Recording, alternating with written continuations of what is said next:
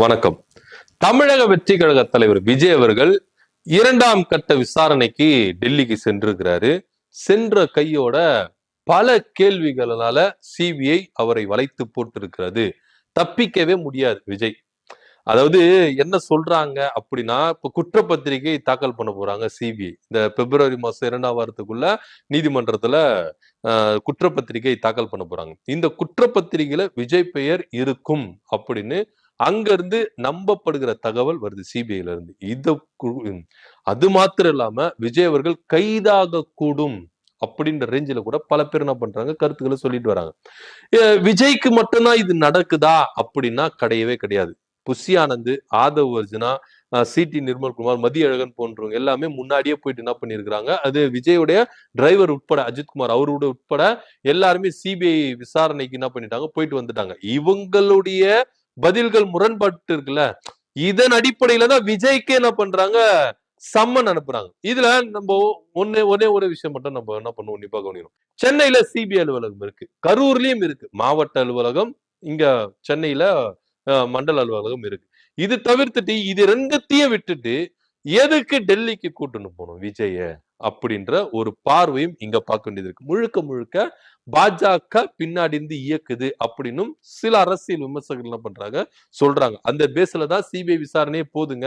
ஏன்னா பல பேர் என்ன சொல்றாங்க அப்படின்னா, ஆர் ராசா 2G ஸ்பெக்ட்ரம் வழக்கு இருக்குல்ல, இந்த வழக்குல ஆர் ராசாவை கூட இப்படிதான் சொல்லாம கொள்ளாம அரெஸ்ட் பண்ணாங்க விசாரணைக்காக. அதே போல விஜய் அவர்களும் விசாரணைக்கு உட்பட்டு கைது செய்யப்படலாம் அப்படின்னு நிறைய பேர் என்ன பண்றாங்க, கருத்துக்களை முன்வைக்கிறாங்க. இது ஒரு புறம் இருக்கட்டும். இப்ப அடுத்த ஆப்பு யாருக்கு அப்படின்னு பாத்தீங்கன்னா, ஜான் ஆரோக்கியசாமி. என்னையா பண்ணாரு மனுஷன், அவரு தேர்தல் வீக வகுப்பாளர் தானே, கட்சிக்கு அவருக்கு சம்பந்தம் இல்லையே, அப்ப எதுக்கு அவர் என்ன பண்றாங்க, சம்மன் அனுப்புறாங்க அப்படின்னு சொல்லிட்டு எல்லாருக்கும் கேள்விகள் இருக்கணும். இதுக்கு முன்னாடி ஜான் ஆரோக்கியசாமி வெளியே வந்திருக்கிறாரா, ஒரு பிரஸ் சந்திக்கிறாரா, சோசியல் மீடியால வளர்ந்திருக்கிறாரா? இல்லவே கிடையாது. ஆனா இப்ப ஜான் ஆரோக்கியசாமி விஜய் கட்சிக்காக விஜயோட இருந்து எல்லாமே செஞ்ச ஜான் ஆரோக்கியசாமி சிபிஐ விசாரணைக்கு சம்மன் அனுப்பி இருக்கிறதாக தகவல் வந்திருக்கு. கூடிய விரைவில் அவர் கைது செய்யப்படுவார் அப்படின்னு சொல்லப்படுது. ஏன்னா விஜய்க்கு ஃபுல் அண்ட் ஃபுல் எல்லாமே கிராஃப் போட்டு கொடுத்தது பாத்தீங்கன்னா ஜான் ஆரோக்கியசாமி சொல்லிதான் விஜய் அவர்கள் கரூர்ல நடந்ததுல அந்த மக்கள் சந்திப்பு நிகழ்ச்சி மாத்துக்குது. ஏன்னா வட சென்னையில திருவள்ளூர் தான் அந்த டேட்ல இருந்தது. ஆனா அதை மாத்தி கரூருக்கு போகணும் அப்படின்னு சொல்லிட்டு எல்லா பிளானுமே ஜான் ஆரோக்கியசாமி சொல்லிதான் விஜய் அவர்கள் மூவ் பண்றாரு அப்படின்னு எல்லாமே வெட்ட வெளிச்சமா தெரிஞ்சிருக்கு. யாருப்பா இந்த மனுஷனை எல்லாரும் இயக்குறா, இது பண்றா அப்படின்னு சொல்லிட்டு அரசல் புரசலா பேசிதான் கன்ஃபார்மா பேசிட்டாங்க. ஆனா இன்னைக்கு ஜான் ஆரோக்கியசாமி தான் அப்படின்னு கன்ஃபார்ம் ஆயிருக்கு. ஏதன் பேஸ்ல இவர் கைது செய்யப்படுவாரு அப்படின்னு எல்லாருக்கும் கேள்விகள் எழும்பாமலாம் இருக்காது. ஏன்னா கிறிஸ்துவ அமைப்புகிட்ட இருந்து ஜான் ஆரோக்கியசாமி பல நூறு கோடி ரூபாய் கையாடல் பண்ணியிருக்கிறாரு. அங்க இருந்து ஃபண்ட வாங்கி தாவேக்கா பொதுக்கூட்டத்துக்கு நிகழ்ச்சிகளுக்கு செலவு பண்ணியிருக்கிறாரு அப்படின்னு தகவல் பரவி இருக்கு. என்ஐஏ இவங்க கிட்ட என்ன பண்ணிருக்கு, ஃபுல் சோர்ஸும் அவங்க கிட்ட இருந்திருக்கு. அதன் பேசுற சிபிஐயும் என்னையும் இணைஞ்சு ஜான் ஆரோக்கியசாமி வளைத்து போடுறதுக்கான வாய்ப்புகள் இருக்கு அப்படின்னு சொல்லப்படுது. ஏன் விஜய் இப்போ சிபிஐ விசாரணை வேணும்னு சொல்லிட்டு அடம் பிடிச்சாரு. இப்ப பாருங்க, தேவையில்லாம அவருக்கு தான் என்ன பண்ணுது, வழியே என்ன பண்றாரு, மாட்டிக்கிட்டாரு அப்படின்னு சொல்லப்படுது. ஏன்னா எஸ்ஐடி தான் உயர் நீதிமன்றம் போட்டுச்சு. அஸ்ராகாருக்கு தலைமையில சிறப்பு புலனாய்வு குழு என்ன பண்ணாங்க, போட்டாங்க.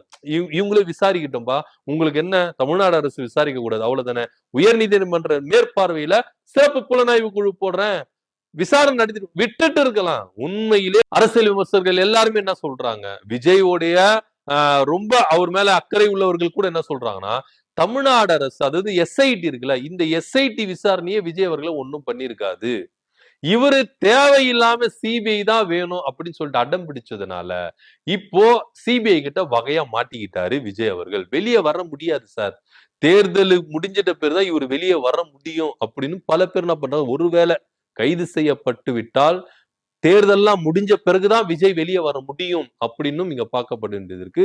பாஜக ஒரு பக்கம் நெருக்கடி கொடுக்குறாங்க அப்படின்னு சொல்றாங்க.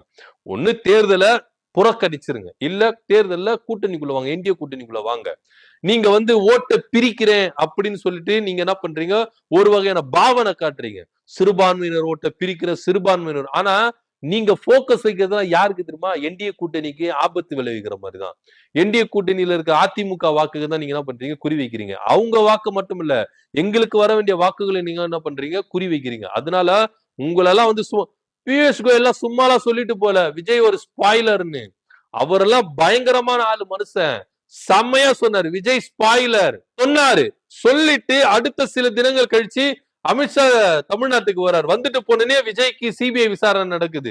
இப்போ மோடி அவர்கள் இங்க வர போறாரு. அந்த டைம்ல சிபிஐ விஜய கைது செய்யக்கூடும், ஜான் ஆரோக்கியசாமியும் கைது செய்யப்படுவார் அப்படின்னு ரொம்ப நம்பிக்கையான தகவல் வந்து என்ன பண்றது வந்திருக்கு. இதன் இடையில சிபிஐ தன்னுடைய விசாரணை எல்லாம் சேர்த்து பிப்ரவரி மாசம் குற்றப்பத்திரிகையை தாக்கல் பண்ணணும்.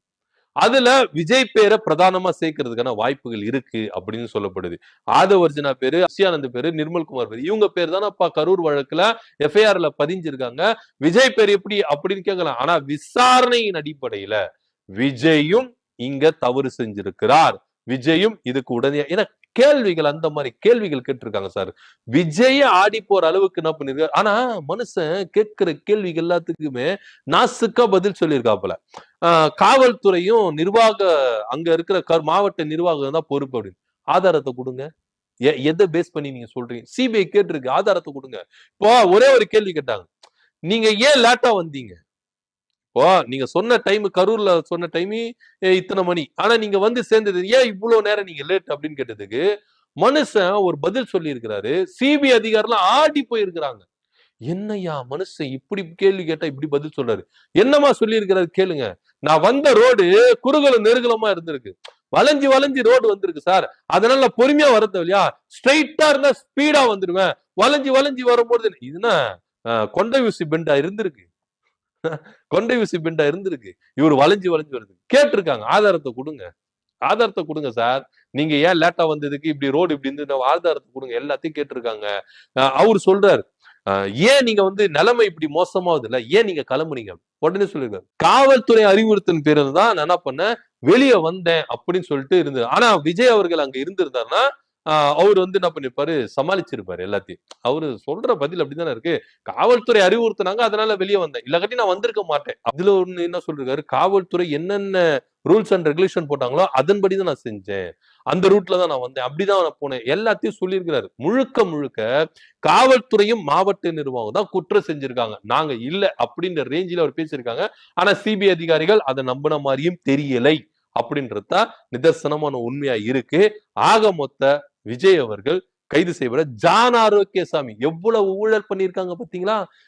அதாவது கிறிஸ்துவ அமைப்புகள் தருகிற இந்த வெளிநாட்டு பணத்தை வச்சு எப்படியெல்லாம் ஊழல் பண்றாங்க. இவங்க வந்து ஊழலை நாங்க என்ன பண்ண போறோம், எதுக்கு நம்ம சொல்லணும்? ஊழலின் முழு உருவமாக இருக்கிறவங்க தான் விஜயும் விஜய் கூட இருக்கிறவங்களும். தன்னுடைய சொந்த படத்தை டிக்கெட் அதிகமா விற்கிறாங்க, இத கூட கண்ட்ரோல் பண்ண தெரியாம ஒரு தலைவர் இருக்கிறார், தற்கூரி தலைவர். இவர் ஊழலை வந்து என்ன பண்ண போறாரு, ஒழிச்சு கிழிக்க போறாரா? கேள்வி கேட்க தோணல. நீங்க பேசுறதையெல்லாம் கேட்டுட்டு நீங்க எங்களை ஆளணும் அப்படி நீங்க நினைக்கிறீங்களா? எங்களுக்கு கேள்வி கேட்க தோணல. சாமானிய மக்கனா எல்லாருக்கும் என்ன பண்ண முடியும், கேள்விகள் கேட்க தோணும். முதல்ல உங்க கட்சியில நடக்கிற ஊழலை, உங்களுக்கு பினாமியா கூட இருக்கிறார் ஜான் ஆரோக்கியசாமி அப்படின்னு கூட நிறைய பேர் சொல்றாங்க. வெளிநாட்டுல வாழ்ற கிறிஸ்தவர்கள் அமைப்பு மூலியமா வாங்குற பணத்தை டிவிகே பொதுக்கூட்டத்துக்கும் நிகழ்ச்சிகளுக்கும் எந்த மாதிரி செலவு பண்ணிருக்கா சொல்லிட்டு ஆதாரப்பூர்வமா என்ஐஏ என்ன பண்ணிருக்கு, எல்லா டீட்டெயில் எடுத்து வச்சிருக்காங்க. அதன் அடிப்படையில தான் ஜான் ஆரோக்கியசாமி என்ன பண்ண போற, கைது செய்வேன். இப்படி ஊழலின் பெருச்சாளிகளா இருக்கிற விஜயும் விஜய் கூட இருக்கிறவங்களும் ஒட்டுமொத்த தமிழக வெற்றி கழகத்துல இருக்கிறவங்க எல்லாருமே ஊழலின் பெருச்சாளிகள். இவங்க வந்து என்ன பண்ண போறாங்க, ஆட்சிக்கு வந்து ஊழலை ஒழிக்க போறாங்களாம். ஆட்சிக்கு வரத்துக்கு முன்னாடியே இப்படி ஊழல்ல மிதந்து இருக்கிறாங்க.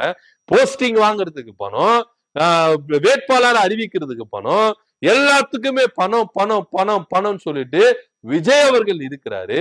ஆனா இவரு ஊழலை ஒழிக்க போறாரு. இவர்தான் ஊழல் ஒழிப்பு நாயகன் அப்படின்னு பெருசா பீத்திக்கிறாங்க. இன்னைக்கு ஜானவரைக்கு சாமி கிறிஸ்துவ அமைப்புகள் மூலமா வருகிற பணத்தை டிவி கேக்கு பொதுக்கூட்டத்துக்கு நிகழ்ச்சிக்கு எப்படி எல்லாம் கொடுத்து ஊழல் பண்ணி இருக்கிறாரு அப்படின்றது வெட்ட வெளிச்சமா தெரிஞ்சிருக்கு.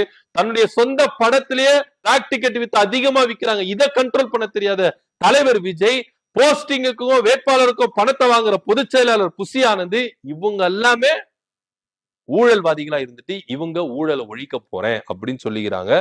என்னதான் நடக்க போகுது அப்படின்னு நம்மளுக்கு தெரியவில்லை சார். பொறுத்திருந்து பார்க்கலாம். விஜய் கைதாவாரா ஆக மாட்டாரா, ஜானாருக்கு சாமி கைதாவாரா ஆக மாட்டாரா, இப்படி பல கேள்விகள் இருக்கு. இதை பத்தி கருத்து என்ன கமெண்ட் பண்ணுங்க. நன்றி, வணக்கம்.